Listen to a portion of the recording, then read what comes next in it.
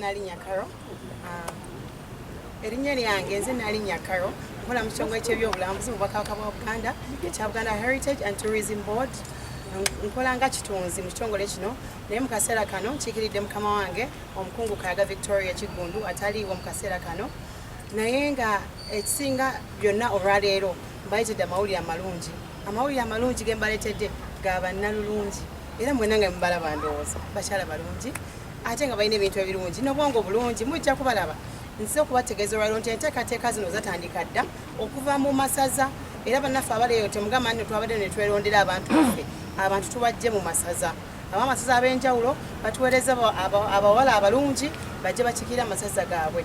Wano wensinziira okukowoola abantu mwenna okubeera eyo nga muwagira abaana bammwe.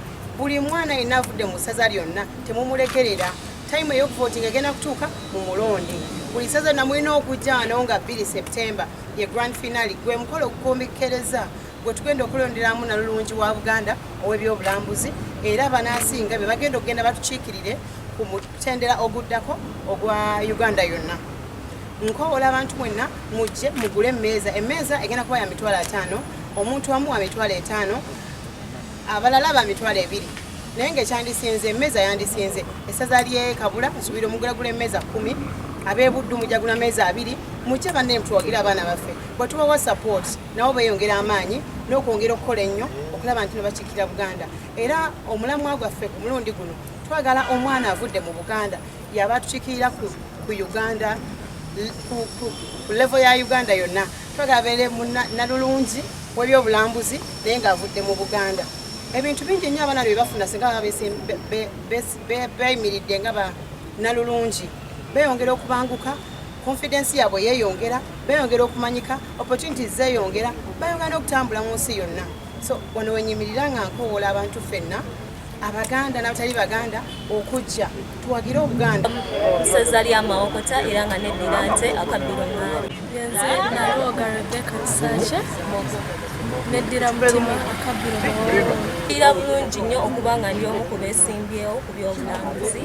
Ndi wa mukisa nnyo lwa nsonga nti neeyongedde okumanya bingi ebibadde mu Uganda ebiri mu Uganda ebiri mu Buganda n'Obwakabaka baffe. Enteekateeka eziriwo kati abaana tuli mu kubateekateeka amasaza gabatuweereza ffe ng'ekitongole ky'ebyobulambuzi amasaza gatuweereza abaana bano kati tuli mu kubateekateeka tubabangula era olunaku olw'eggulo babadde Kalagala ku biyiriro by'e Kalagala nga twongera obbalaga ebyobulambuzi ebiri mu Buganda ng'omwana bw'aba agenze ebweru oba ne waba ali ku national platform asobola okuyimira nayogerera Kalagala Falls n'agitunza eri abantu bonna mu Uganda n'ebweru.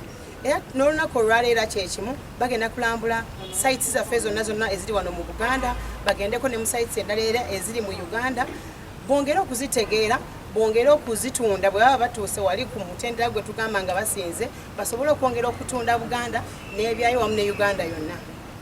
Ekigendererwa kya Bannalulungi kino nakibategeezezza twagala abaana abaffe bafune confidence bafune opportunities ez'enjawulo bongere okumanya n'okumanyibwa mu nsi yonna ne Buganda okumanyisibwa twongere okukola ki okukulaakulanya ebyobulambuzi mu Buganda ne Uganda yonna. Amasaza gonna gasobodde okuleeta neyanzeka amasaza gonna tegasobodde kuleeta era amasaza gataleese tubasaasidde nnyo amasaza agaleese tubayozaayoza kubanga bano abaana bajja kubanyumiza kiki ekitegeeza okujja okukiikirira essaza lyo era kati bano abakyala bannaggwano kubanga abawala bangi nnyo abali mu masaza eyo ffenna tukimanyi naye bano be baavuddeyo be bavumu abaavuddeyo okukola ki okujja okukiikirira amasaza gaabwe era nyongera okubategeeza abaana bano bennyini nti tebaggwamu maanyi n'obanga otuuse ku level n'ovaako n'otatuuka eri oba olina wootuuse oba olina by'oyize oyongedde okufuna emikwano n'okwongera okufuna opportunities ez'enjawulo.